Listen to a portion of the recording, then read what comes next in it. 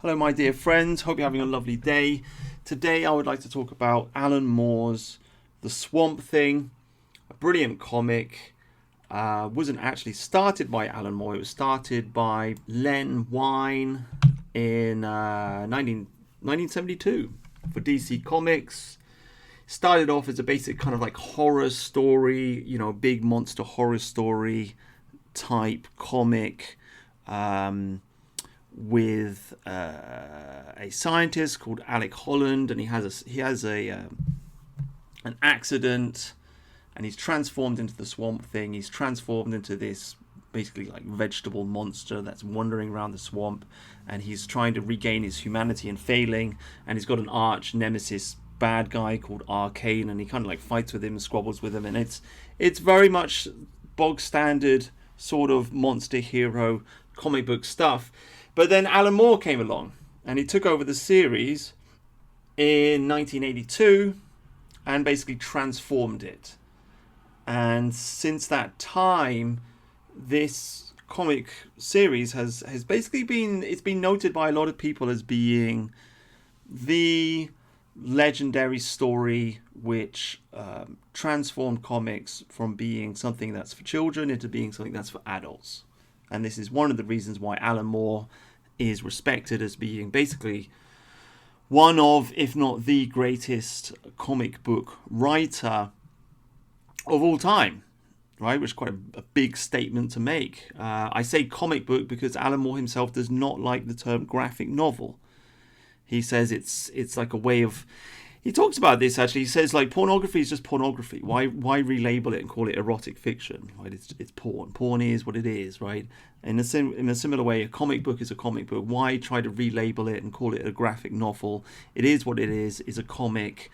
You shouldn't make out the comic book. You shouldn't make out that the comic is a dirty thing. It is simply a different medium of expressing a story. And I think Alan Moore himself, obviously, he created The Watchmen.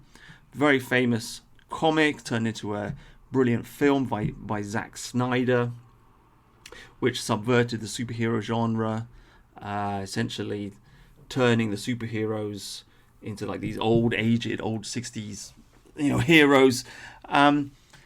This was actually cited as one of the 100 great novels of the 20th century, I think, in some like New York Times poll or one of these big magazines. And I think Alan Moore disagreed with it because he said, look, it's not a novel, it's a comic. It's a different medium. And he's right. It is a different medium. It's not a novel, it's not a film, it's a comic. It's something different. So anyhow, this comic Swamp Thing is often credited as being the turning point in which comics for children transformed into comics for adults. Halo Jones, which is another famous, very adult-themed comic which appeared in 2000 AD, came later on in 1984. The Watchmen came in 1986. And obviously you've got Vertigo Comics, the famous DC brand which promoted adult comics. This came later on in late 80s or 90s. So it all kind of follows on from Alan Moore. He is a hero, he is a legend, he's the guy that changed everything. Very, very interesting character. And it all flows on from 2000 AD. One of these days I'm going to have to sit down. We're going to make a really interesting video about 2000 AD. When I was a kid, I was very much inspired by 2000 AD. I read it religiously every single week. I was absorbed in it. It transformed the way that I thought. Judge Dredd was my hero. Judge Dredd, the Rogue Trader, the Rogue Trooper, Slain the Berserker, the ABC Warriors, Nemesis the Warlock, Sam Slade, Robo Hunter, Zenith, all of these great stories. Great stories.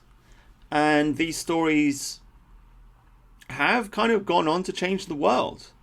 It really is a big source of inspiration for me, actually. There's a brilliant documentary about 2000 AD floating around the place. I forget what it's called off the top of my head, but I think there's only one that's really good, and they get all the old authors together and they all talk about it, except for Alan Moore, I think, who didn't take part because he's very much a grumpy genius who, I mean, he's famous for hating people's interpretations of his stories. He hated the Watchmen interpretation. He hated, to be fair, the movie that they made about League of Extraordinary Gentlemen was absolutely terrible. So I can agree with him on that one, but nonetheless, he's one of these characters. This is what happens. If you're a genius, you're usually difficult to get along with, right? That's just the way it goes. So he didn't take part in the documentary, and everybody else did. Brilliant documentary, very revealing, a source of inspiration for me, because it's like they got a bunch of guys together, and they wanted to make various different comics for teenage boys, but they weren't allowed to have blood and guts in it. So they turned towards the science fiction, because if you're killing, aliens, then it's green blood and it doesn't matter, right? And so they leaned into the science fiction thing, and it became this explosion. It became very, very popular, and to me the dynamic is fascinating, because if you watch the documentary and you see the story, they just had this group of young men. And they're artists and they're writers, and they're kind of punky, and they've got a bit of attitude to them, and they wanted to do something brash and something different, and they wanted to be better than all the other comics, and they got together and they kind of like worked together, and they were on top of each other. They were reading each other's comics, looking at each other's artwork. And there was a spirit of camaraderie, and there was a spirit of competition between them. And so they kind of like fueled each other and inspired each other and encouraged each other on and on and on and on and on. And it created this explosion of creativity. And it created a golden age for the comic. And it's been downhill ever since, really, since that original spurt of creativity, I suppose, because as the story goes, they got really popular, and then of course DC Comics comes along, and they start poaching all of their writers and their artists, and they all start going to America, and they all start making money in America, and 2000 AD wasn't willing to pay them as much, and so essentially 2000 AD led to Alan Moore going to America and all the other people going to America, and it led to Vertigo Comics, and Vertigo Comics led to adult comics, so Constantine, Hellblazer, right? That character itself was in Swamp Thing, right? The Invisibles, which I've talked about. I made a whole video about that. How the Invisibles is inspired by chaos magic, and it led to the creation of the Matrix, really.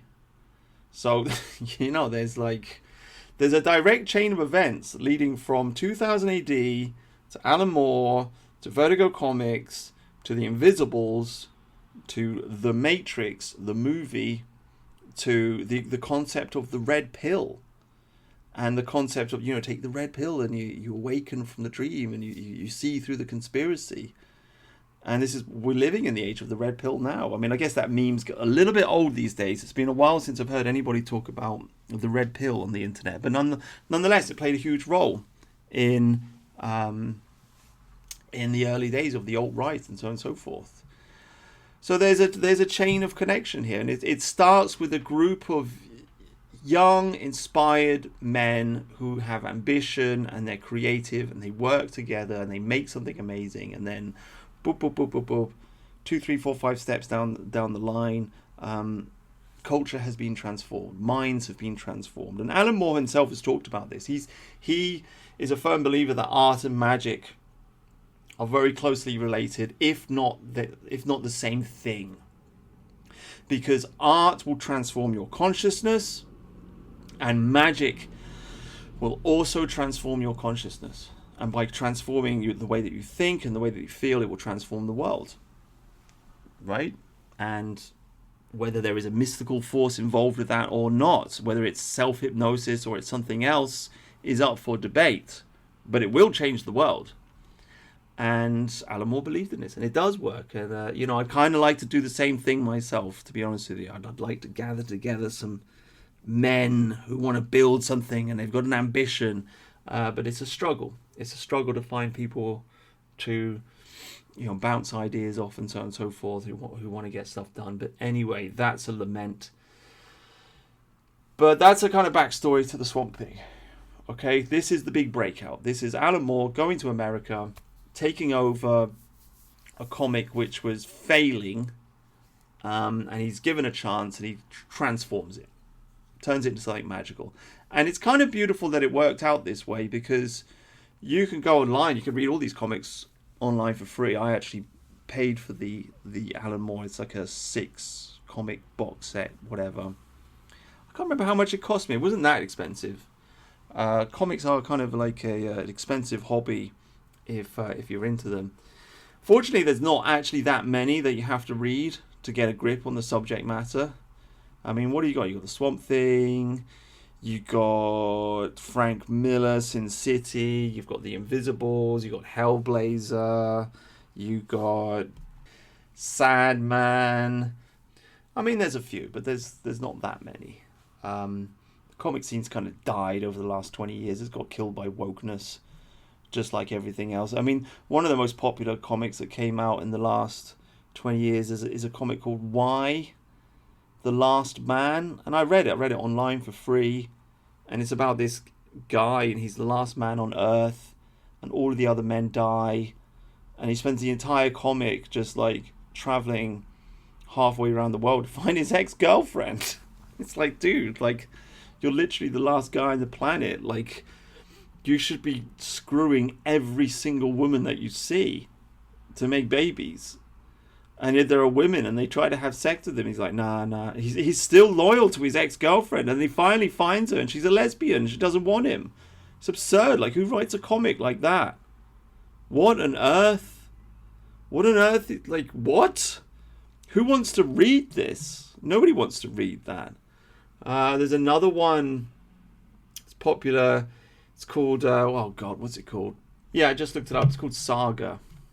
Yeah, so it's about a refugee, alien refugee fleeing. And I've just looked it up. It's literally made by the same guy that did Y, The Last Man. Brian K. Vaughan. God, how I hate this guy. Like what man wants to read stories like that? So it's a shame. There was like a burst of creativity with 2000 AD turned into this amazing period in the 90s with Vertigo Comics, with graphically violent, adult, sexy, sexual, science fiction, occult horror comics, which were interesting and groundbreaking. And then I remember in the noughties, everybody was like kind of excited. Oh, comics, we can turn comics into movies. And there was like this buzz around, and they started turning comics into movies, and it was like, cool, you know, the comic is here. And then it all just turned into shit, right? It just turned into shit because wokeness destroys everything, because woke is gay. But anyway, everybody watching this knows that. Anyway, you get the idea. Let me go over what is going on in this story, The Swamp Thing. So essentially, you've got this character. He's a scientist. He wants to save the world. He wants to create this formula which is going to help plants grow. And then there's an accident. There's an explosion. His girlfriend or wife is killed. He ends up in the swamp, and he ends up being transformed into the Swamp Thing. Okay? Now, as I said, Alan Moore didn't start the comic. So in the beginning, he's like a monster, and he's trying to recover his humanity.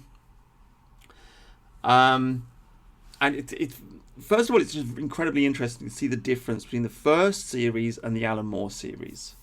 Right? The first series is just childish and hackneyed, and the Alan Moore, I don't know what it is. There's something magical. I just can't quite put my finger on it, but he just turns it into something poetic and beautiful. And reading it, it's really like, wow. It's like, you know, sometimes you watch movies. If you only watch good movies, you can sometimes watch the good movies and you can think, oh, you know, it's just a movie, whatever. I think sometimes it's necessary to watch bad movies so that you can appreciate the good. You know what I mean? Like, if you only watch, like, I don't know, Heat or Wolf on Wall Street or whatever, you know, some great film by some great director, they make it look easy. They make this greatness look easy. But you watch some trash that's just been... Like, I watched the recent Matt Damon film. What's it called? You know, they go on. They find like a stash of money, and they got to count it, and they got to find the corrupt cop who's killed their partner, and blah blah blah blah. And it's like it's a great setup for a film, and there's some tension there, but it's a trash movie. It's just no good. The lines aren't good. The delivery's not good. The lighting is awful. It's not really put together very well. The premise is great. It's got two experienced actors in it. But it's trash, right? And you watch it and you realize, like, actually, you know, making something great really is just not easy. So in a similar way with Alan Moore, Swamp Thing, there are ordinary comic book writers, and then there's Alan Moore, and there's a difference, and it's hard to put your finger on what exactly the difference is. But anyhow, that's the story. So you got this swamp creature. He wants to regain his humanity, and he's going through all these hackneyed themes of like fighting with werewolves, fighting with vampires, fighting with zombies, etc., etc., etc. And then Alan Moore picks up the comic. Right in the first scene, his arch enemy, Arcane, is killed. So we get rid of that, because this is just like the typical superhero thing where, you know, there's the arch, you know, it's Superman versus Lex Luthor, and it just goes round and round and round and round and round forever, and it's boring, right? So Alan Moore gets rid of that right at the beginning of the comic, so that's good. Then the Swamp Thing ends up being captured, and they do these experiments on him, and basically they figure out that actually he's not Alex Holland. He thinks that he's a human that's been transformed into a Swamp Thing. What he actually is he's a vegetable who has the memories of the human that's died. So straight away here we're plunged into this kind of like existential horror, this psychological horror, because the first series is all about a man who's been turned into a monster and he wants to turn back into a man again. And then Alan Moore kind of like twists it all round, and he's like, no, actually this has always just been a vegetable, right? And so he's at peace with himself. So you go through this whole, like, the first 3, 4, 5, 6, 7, 8 comics or whatever it is, goes through this whole series of existential dread. Like he finds out actually he's actually always been a plant. He's not a human at all. He goes into a rage. He kills some things, and then he goes to the swamp and he like sinks into the ground, and he's depressed and he's unhappy. And then he comes back out of it because he's got his girlfriend, this Abby girl, who's kind of like his love interest throughout the series, and she kind of like talks him out of it, and he comes out of it. He's like, no, I'm at peace with myself. So you have this cycle right at the beginning. And then there's another character who has powers over plants. He comes along. His name is the Floronic Man, and he essentially declares war on humanity, right? And this is a strong theme within the Swamp Thing. This is a strong theme underlying the whole. You got the two strong themes here. You've got the romance between Swamp Thing and the love interest, right? This entire comic series is kind of a romance, funny enough. It's a weird Beauty and the Beast romance between a plant monster and a woman. It's actually, if you want to put it in Aristotle's terms, I'm kind of reading Aristotle's Poetics at the moment, and you can divide up ancient Greek literature into epic and comedy and tragedy. I suppose this would be an epic comedy. Why is it a comedy? Because comedies have happy endings. Epics have sad endings. So, you know, spoiler alert, right at the end of this series, Abby and the Swamp Thing live together. They have a happy ending at the end of the story. So it's a romance. I guess a romance that leads to a marriage is a comedy, if you want to put it in Greek terms, but whatever. You've got these themes here at the beginning. So you've got the Swamp Thing and Abby. You've got the Swamp Thing and his quest for knowledge of who he is and how he fits into the world. And then you've got the Swamp Thing and the environment, and the relationship between nature and humanity, and how does that work out. So these themes come out straight away. Alan Moore brings these out. He describes, in a brief interview that I watched, he describes the whole thing as horror, by the way. He says quite specifically he wants to go for this kind of apocalyptic horror, because obviously he's making this in the 80s. So you've got, it's the Cold War, there's the threat of nuclear Armageddon. And Alan Moore basically states that like the old horror was all about, oh, there's a monster and it's going to eat you, right? So vampires and werewolves. And Alan Moore said he doesn't want to go down that route anymore. That's not scary to people. What is scary to people is nuclear apocalypse and destruction of humanity. So that's the angle that he's going for, and so here we have this guy, the Floronic Man. He decides to wipe out humanity. He decides that the plants are going to kill the humans. And how is he going to do that? He wants to increase, I think, the oxygen levels or the carbon dioxide levels or whatever, and he wants to like kill all the humans. And he's got these plants, and they're coming out of the ground, and they're strangling the humans, and he's turning it into an inferno, and it's violent and it's dangerous, and none of the superheroes, because obviously this is set in the DC world, so you've got Superman and Batman and all these people, none of them know how to deal with it, and so Swamp Thing basically talks him down, like the plants, because what you have to understand, the Swamp Thing is kind of connected with the plants of the world, and the Floronic Man kind of also manages through the Swamp Thing to kind of connect with this plant consciousness, so to speak.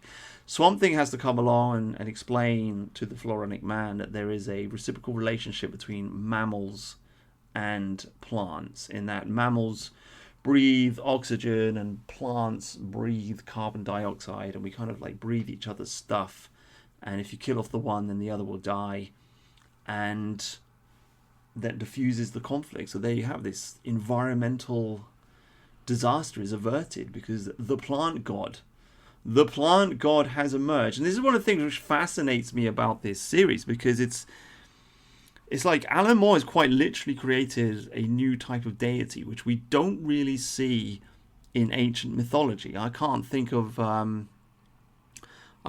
anything in Norse mythology or Greek mythology or any other mythology that has a plant god. It's a new thing. Throughout the series, he's described as an elemental or a dyad, I think, which is the same thing. So an elemental obviously is like something that represents water or fire, right? So a fire elemental, a wind elemental, an ice elemental, etc., etc. So he's said to be a plant elemental, which I suppose is one explanation. But nonetheless, there's no Greek myth in which somebody fights with a talking tree. Now, of course, straight away you're going to say, well, Lord of the Rings, the walking trees and Lord of the Rings. Well, there you go. I mean, maybe that's where the idea came from, I suppose. And where did Tolkien get the idea from? Probably the Mabinogion, which is a compilation of Welsh mythology, which I've read, but I've completely forgotten. But in that compilation, that's where the Ents come from, the talking trees. So I guess it comes from the Welsh, I suppose. But also in the medieval period, we do have the Green Man, and he is used as an emblem. You see him on different buildings and so on and so forth, carved into different buildings. But he didn't really have his own mythology. It wasn't really fleshed out as an idea. But it's been in the background. So I guess he's a sort of vegetable god, sort of fertility god, sort of harvest god. That's what he is. But this is the first time that he's been given a story. As far as I understand it, it's the first time he's really become part of culture. So it's a new thing. This is why this series is so fascinating and interesting. It's a new thing. Not only has Alan Moore managed to take comics, which is something for children, and he's turned it into something for adults, he's also created a new type of deity, a new god to be worshipped. The Swamp Thing, the vegetable god, the nature god. So then, after all this, the relationship between Abby and the Swamp Thing begins to deepen, and then you have this slightly comedic it's kind of weird because they kiss, and it's like, but Swamp Thing doesn't have a penis, right? You can imagine he could have, because he could just have like a wood. He could have a proper like boner, a woody. But Alan Moore doesn't go there. So how does? Oh my god, it's so weird. So how does Swamp Thing do it with Abby, right? Well, he he grows psychedelic potatoes, right? He has psychedelic potatoes growing on his form. So he plucks one of these things, feeds it to Abby, and then Abby has like a psychedelic LSD experience. And in that LSD experience, she kind of like makes love to the Swamp Thing while they're hallucinating together, and she kind of like becomes connected with nature and one with nature. So it's weird, it's far out, it's groovy, it's kind of cool, it's kind of strange. It's the psychedelic Swamp Thing. To be honest with you, I wish it had been a magic mushroom instead of a potato. One of my long-time great laments, is that magic mushrooms do not appear to be part of British mythology, and I don't understand why. Like, Shakespeare's never talked about them, Milton's never talked about them, Chaucer never talked about them. Who is the great English writer that's written a great story about magic mushrooms? Like, where is the great English pagan that's formed a myth around the humble magic mushroom that grows in the field? Like, why hasn't anybody done this? Why hasn't anybody put the work in? This should be part of our culture. I mean, it is part of our culture, but it just doesn't seem to be mentioned in literature anywhere. It's quite fascinating to me. So, I mean, obviously Swamp Thing's in America, but nonetheless, I wish it had been a magic mushroom. But you have this deepening relationship between the Swamp Thing and Abby, and that's all kind of strange. And then somehow or other she ends up going to hell, right? So Swamp Thing has to go into hell to save her. And along the way, as you know, in a build up to this, Swamp Thing, you know, he's having this relationship with Abby, and he meets Constantine. Now, Constantine will obviously go on to be the famous Constantine from the comic Hellblazer. Obviously, they made a movie about this with Keanu Reeves. So, you know, Alan Moore spawned this character. One of the fascinating things about Alan Moore is that not only does he create characters and spawn new characters, but he also likes to dig up old characters.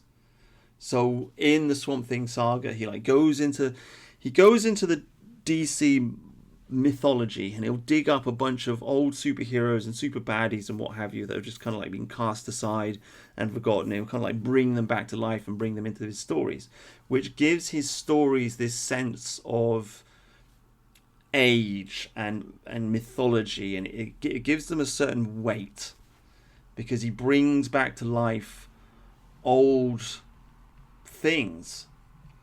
And it's quite beautiful. I mean, it's one reason why I'm so fascinated and impressed by the League of Extraordinary Gentlemen, because obviously in this series he digs up, well, you got the Invisible Man, you've got the lady from Dracula, you've got War of the Worlds, sorry, you've got the famous Chinese character, which I always forget, like the bad guy, Wing Ching Huang Huang Xing Xing, you know, the kind of guy that's what's it, you know, Big Trouble in Little China, that kind of character. They got one of them characters in there.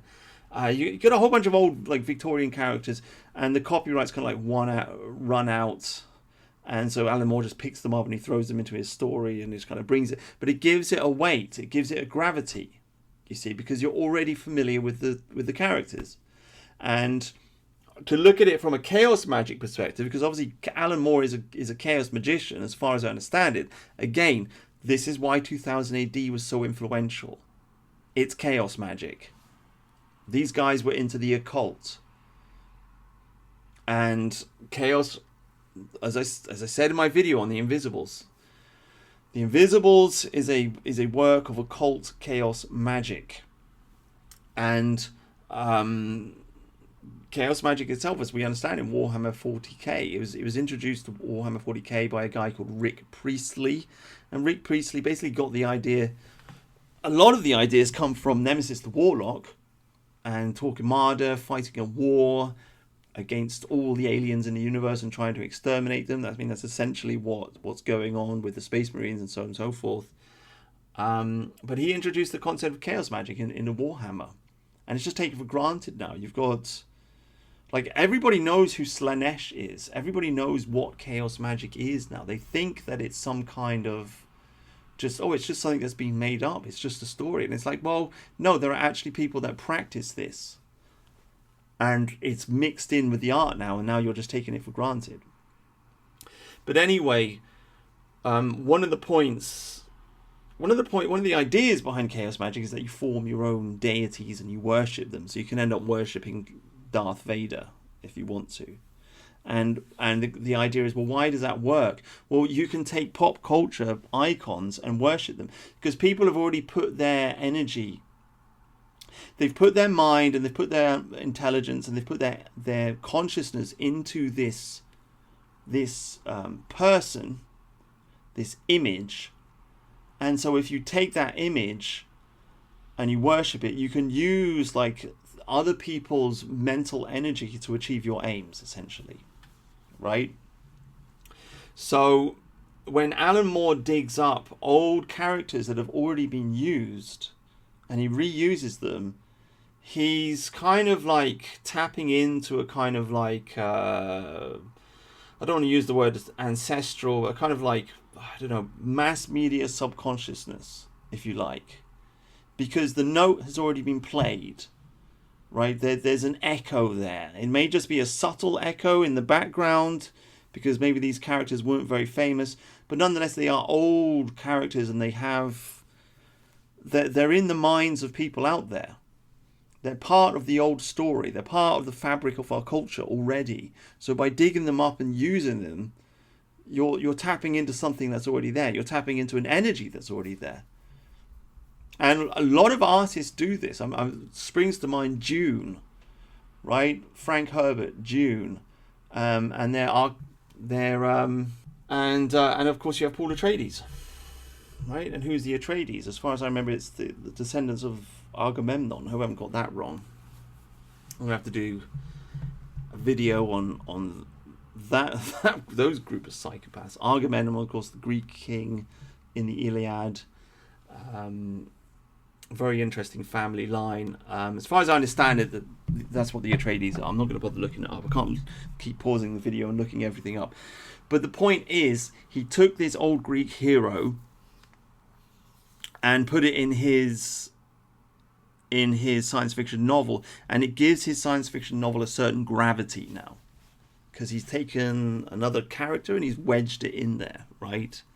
And so now it triggers something in your brain. Because it's like, oh, it makes a connection. I mean, this is the way the brain works. You have the neural network in your brain, all these different ideas and concepts, and all kind of connected together. So instead of making something completely new, you tap into a neural connection that's already there, and your brain loves it, whether you realize it or not. Because we forget most things, but they do form an impression on our mind. So you read a story, and if there's a whole bunch of connections in that story, and they're connecting to things that you may have forgotten, but nonetheless they're lying dormant in the back of your head somewhere, then you'll read the story and it'll be like, oh wow, this is deep. And you don't even know why. Why is it deep? You don't know. But the author is connecting all this stuff to a bunch of memories that are lodged in the back of your head somewhere. And it's kind of like triggering it and making it rumble. And your brain's like in the background, it's like working overtime to try and like, ooh, this means something. You just see what I mean? So Alan Moore's a genius for doing this. This is why, one of the reasons at least, why his stories have such great gravitas. It's something we should be using, to be honest with you, in our political memes.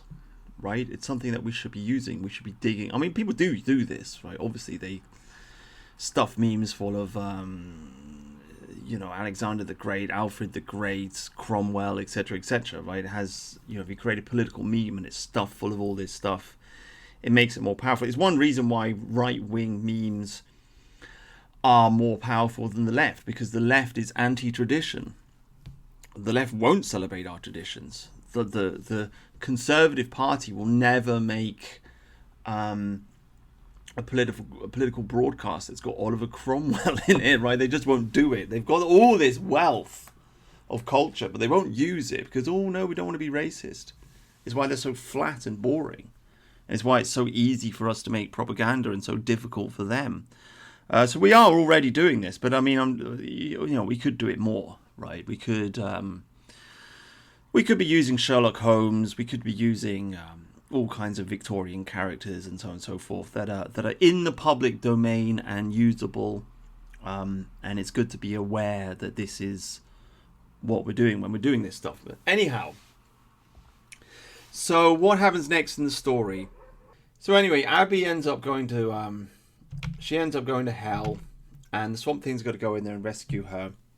As we're building up to this, the Swamp Thing is having a conversation with Constantine. Constantine arrives on the scene as the magician, so he kind of like becomes the guide. He's kind of like he's very much like a Hermes type character. He's not really a Gandalf character. He's not like an old wise man, but he is like a connector, like a messenger of the gods type character, and he's promising the Swamp Thing knowledge of who he is, because as I said, this story is partly about the Swamp Thing. It's partly a story about the Swamp Thing discovering himself. First of all, he discovers he's not a human, and he's like, well, what am I?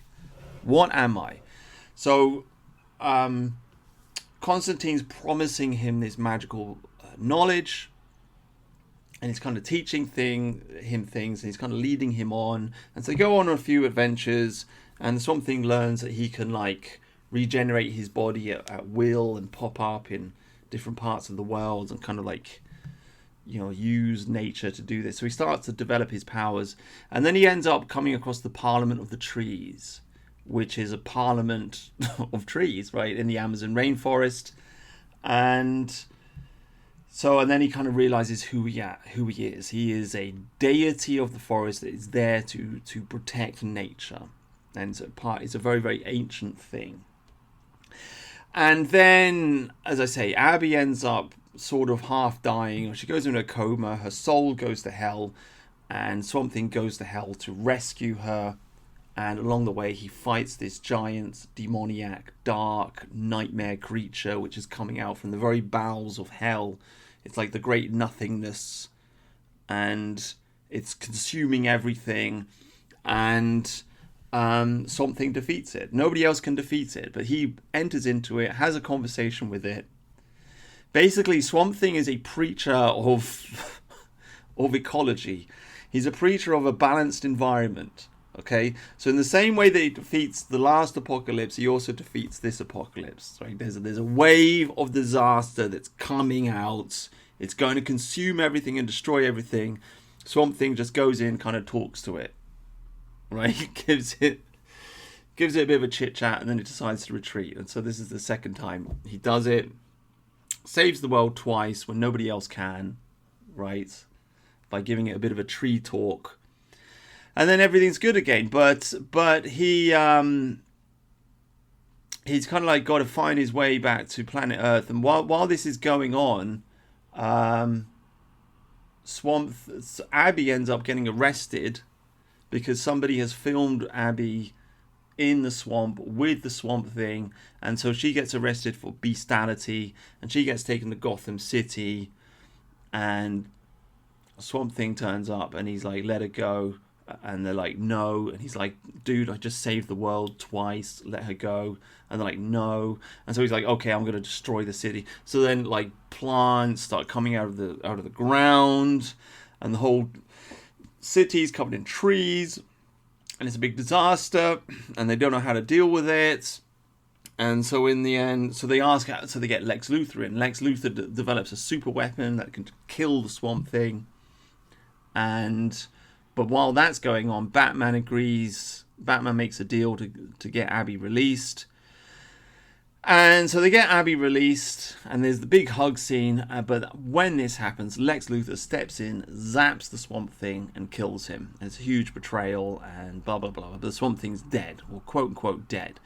And essentially this killer weapon zaps his, I don't know, his wavelength or whatever, so it disconnects him with the plant life of planet Earth, right? And so he ends up getting projected into outer space. And this is another beautiful part of this, of the superhero genre, right? And I've said many times before, did a whole video on Superman, go and watch that if you like.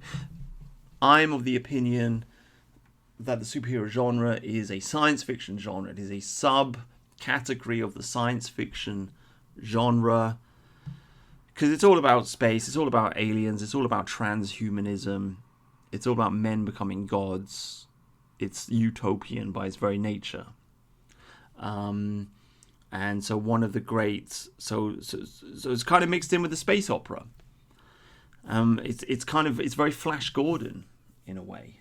And so this is the Swamp Thing's moment. He becomes Flash Gordon, right? He's lost in space. Does anybody remember that show? That was a great show. Lost in Space. A family, a wholesome American family lost in space.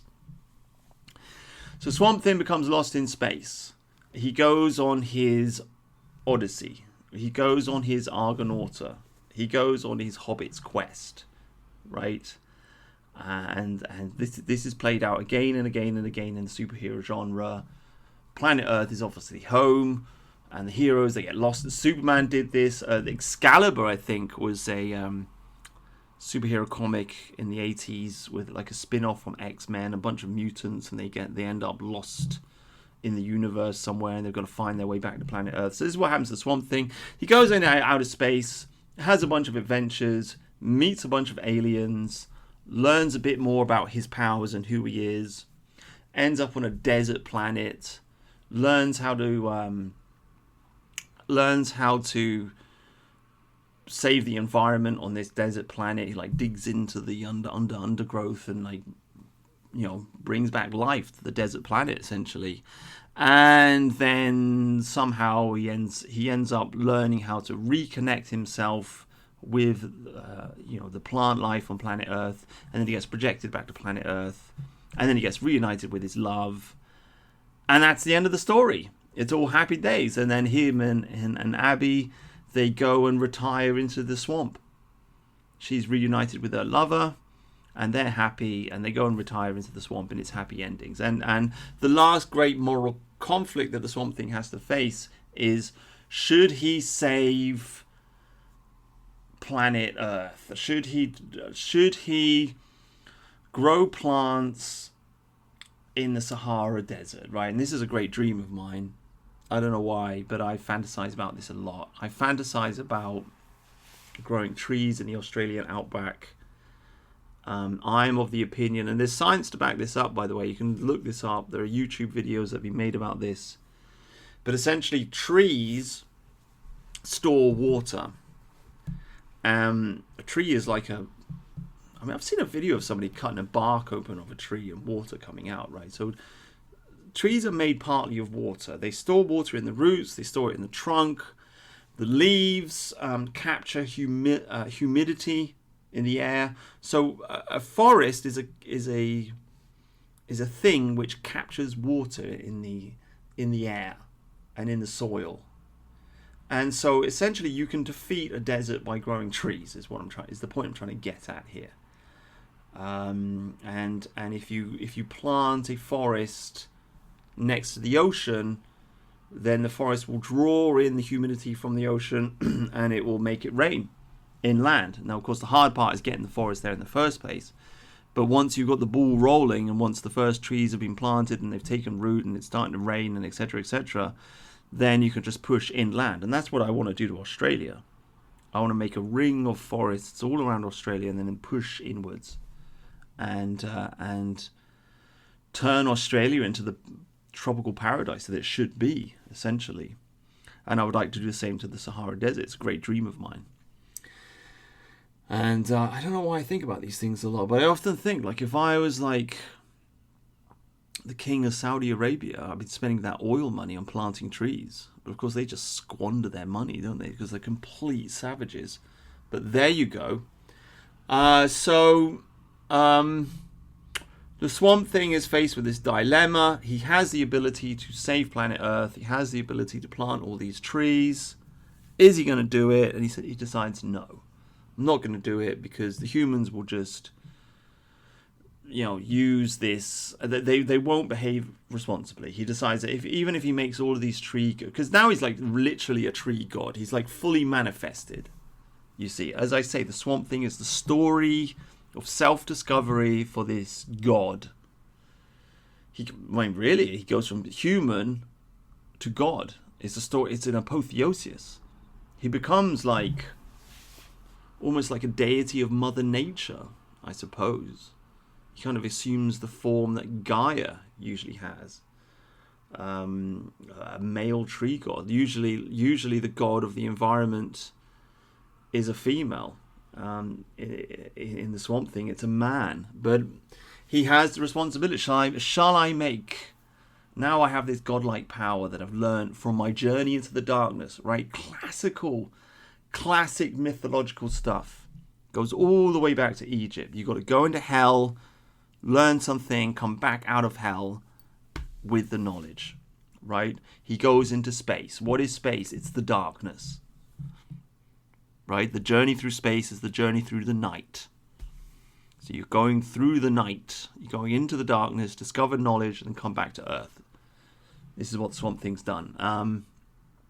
So he comes back to Earth with this knowledge of he could save the Earth. Now he has godlike responsibility for planet Earth and for humanity. But he decides not to use it because he knows that the humans will abuse this power. So he decides, now I'll just retire into the forest with my girlfriend.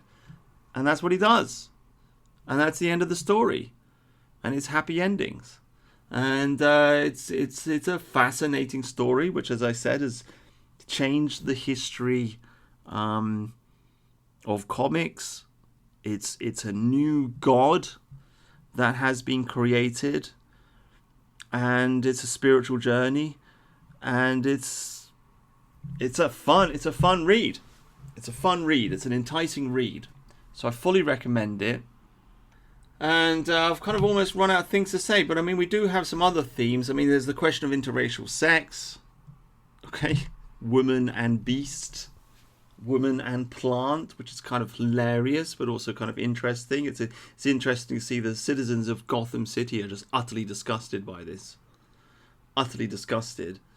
And then Batman comes along and convinces them. He says, well, if you're against the Swamp Thing doing it with this girl, then you're going to have to be against this alien Superman doing it with Lois Lane or whatever. And people of Gotham City are like, oh yeah, So it's a weird justification for interracial or interplanetary or interspecies sex. Right, that's what the Swamp Thing is. It's kind of weird, kind of degenerate. Kind of interesting that the Americans in the 1980s were against this kind of thing, and Alan Moore kind of knew they were against this kind of thing. And Alan Moore is obviously a total left-wing degenerate, so he's playing on that theme. You've also got the theme of as I said, the psychedelic trip. Along the way, there's another character which is introduced, who's this hippie character.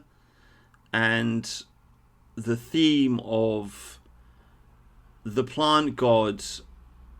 This is actually another strong theme within the comic, which is quite interesting. So, as I said before, the Swamp Thing, he's growing these psychedelic potatoes. And this is how he has sex with Abby. But other people also eat the potatoes, and they also have their trips, and some of them have really dark trips, and some of them have really positive trips. But the Swamp Thing becomes a kind of psychedelic messenger god, a kind of shaman. He becomes a kind of shamanic type character who's enlightening humanity with his psychedelic potatoes, right? And along the course of the story, a hippie is introduced, and he eats one of the he has one of these potatoes. He passes it on to some of his friends, and they have these different experiences. And then he manages to eat a little bit himself, and he also has a crazy divine kind of experience. And he's a hippie, and he wants to save the world. He wants to save the environment. And just before the Swamp Thing goes into retirement with his girlfriend, right? He passes the burden of saving the world onto the hippie, essentially. He says to the hippie, you guys are going to save the world. So this is Alan Moore and the Swamp Thing telling the New Agers and the crusties that and the hippies that like the responsibility for saving the world is in your hands. We have given you the divine psychedelic potato. You've eaten the potato, and now it's your job to save the world, right? And the god then retreats into the swamp, into his paradise, and that's part of the theme. Abby eats the psychedelic sex potato, and when she eats it, she sees the swamp, and it's beautiful, and it's a paradise, and it's golden, and it's lovely, and everything's interconnected, and it's divine, and etc., etc. Right? So there is an awakening there. There's also very much there's also an underlying theme here, an obvious underlying theme of the noble savage. The noble savage, this theme which came from Rousseau, this idea that, humanity used to live in harmony with nature, and then humanity developed all this technology, and now it's out of harmony with nature, and the savages were noble, basically. The savages were noble and good, and modern man is rubbish. Now, I am actually sort of half a believer in the noble savage myth, and I need to clarify this.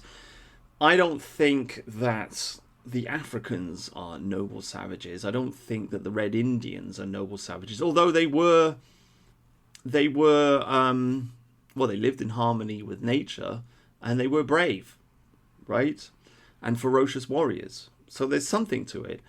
But I am essentially, I'm an English ethno-nationalist, so I believe in the ancient Saxons. I believe in my Germanic ancestors. They are my noble savages, basically. That's how I reconcile this myth in my mind. Because a lot of people, they would just reject this idea. But it's like, well, no, our pagan, Viking, Germanic, Scandinavian ancestors lived in harmony with nature.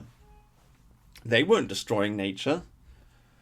They were strong, and they were noble, and things were better back then, and things were heroic back then, and they were very much like the ancient Greeks. I'm very much getting into ancient Greek Hellenistic philosophy at the moment. I've got a whole bunch of videos I'm going to have to make at some point.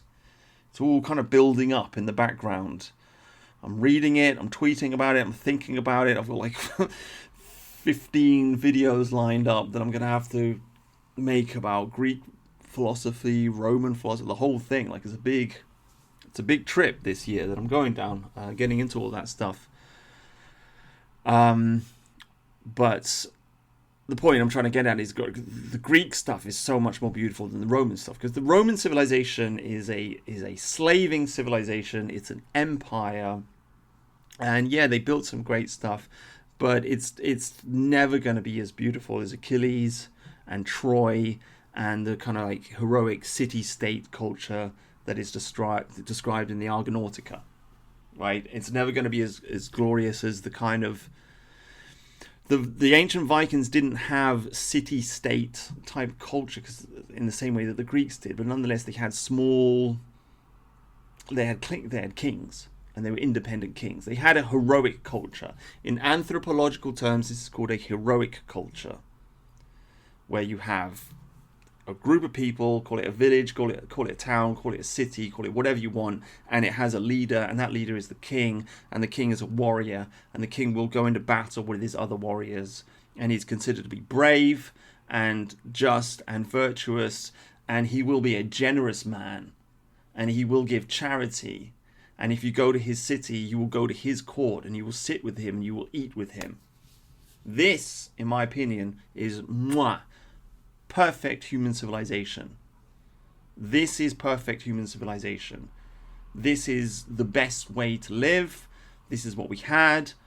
Unfortunately, we've lost it. And technology has come along and it's ruined everything. And I think Ted Kaczynski's right. Technology does make us weaker. It's impossible to say that it doesn't. Of course we're physically weaker than we were before. We don't have to work in the fields anymore. And of course we're more stupid than we were before. Like, we don't have to remember stuff anymore. We can just Google. Look at the way I've made this video. I've paused this video like 15 times to like Google various different tidbits of information, which I just, my brain is not strong enough to remember because I don't have the cognitive ability. Why not? Because I spend too long looking at my mobile phone. I'm too accustomed to like Googling stuff and grokking stuff and just can I just I don't have to sit and think, I've forgotten. What is it? What is that thing I've forgotten? Sit and think and think and think and think. I've forgotten. What is it? What is it? And then force my memory to regurgitate the information. I don't have to do that anymore. It's easier to Google it. And so I don't have to have that strength of mind anymore. And so my mind is weaker. And that's the same for me, and that's the same for everybody. So technology will enslave you. And it is enslaving us. And it is creating a more conformist world. And it is, it's, I don't know where it's going to lead, to be honest with you. Unfortunately, it is an arms race. It is fundamentally an arms race. It's always been about weapons, and it always will be. And so you can't get off the arms race. You can go and live in the forest if you want, but then you'll just get conquered and enslaved by the Chinese. You see, so we have to just follow this thing through to the end, and we have to make do as best we can. My recommendation is that we use open source technology. This will take the harsh edge off of this digital prison that we're being surrounded by, because we are being surrounded by a digital prison. The PayPal mafia is real. They want universal basic income. They want a panopticon mass. I mean, they already have it, don't they? But they want more of it, right? They want digital IDs. They want Silicon Valley to rule over us. They're open about it. Peter Thiel is quite open about his desire for this. And J.D. Vance, the vice president, is his disciple, and they follow a guy called Curtis Yarvin, otherwise formerly known as Mencius Moldbug. And I mean, people are going along with it. Some people on the dissident right are going along with it, like Raw Egg Nationalist, because at least Peter Thiel is, although he's a homosexual transhumanist who doesn't really believe in humanity, at least he's a racist, right? At least he doesn't want all these low IQ brown people destroying his Silicon Valley utopia. Although the people in Silicon Valley don't seem to be listening because it's been taken over by Indians, so I'm not really sure how much influence this stuff actually has in Silicon Valley, and how much of it's just a smokescreen just to get right-wing people on board. I mean, who knows? But nonetheless, these people are quite open about their desire to create a technocracy. That's what it is. That is the great threat that is looming in the background. I mean, there are many great threats. There's Islam, but technocracy is one of them. And it's essentially just a new form of communism. It's all about branding. Communism. They tried communism, it failed. So let's, 100 years have passed. Let's try the next big thing, technocracy. And they're not out there telling everybody openly what they want.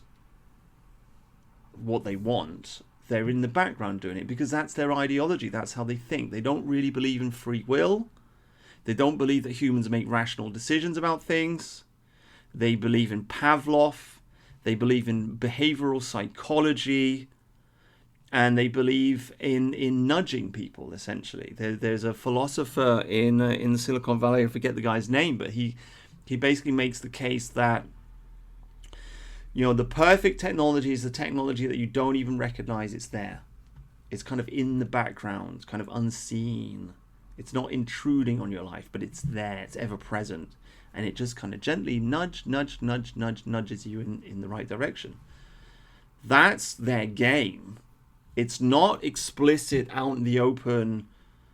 Let's have a Marxist revolution, you know, like 1917, the Bolsheviks. They played that game 100 years ago. Now we've come back round again. The game is different. The game has changed. The game is, on the outside, let's pretend we believe in free speech and liberal democracy and libertarianism and capitalism and all the rest of it. But secretly, we've got the algorithm and we've got mass surveillance, and we're going to nudge everybody into our PayPal mafia, Silicon Valley digital prison. And then we'll have a single world government, and it will be a technocracy, and Elon Musk will be in charge of it. And, you know, they'll replace us with the robots. Basically, they're just going to kill us all off. So that's what we're heading towards. That's what we're heading towards. And it's horrifying. And sometimes I wish there was a Swamp Thing god that was out there that could save us from it. But unfortunately, that's just a fantasy in Alan Moore's mind. But there you go, guys. 1 hour, 1 minute. I thoroughly enjoyed that. Hope you did too. Please leave a comment below. Let's have a conversation about this. Let's talk about this on Twitter. Actually, I'm going to post it on Twitter. I'm on Twitter. Come and talk to me there, and we'll have a chit chat about it. But anyway, thank you very much for listening. Thank you. Goodbye.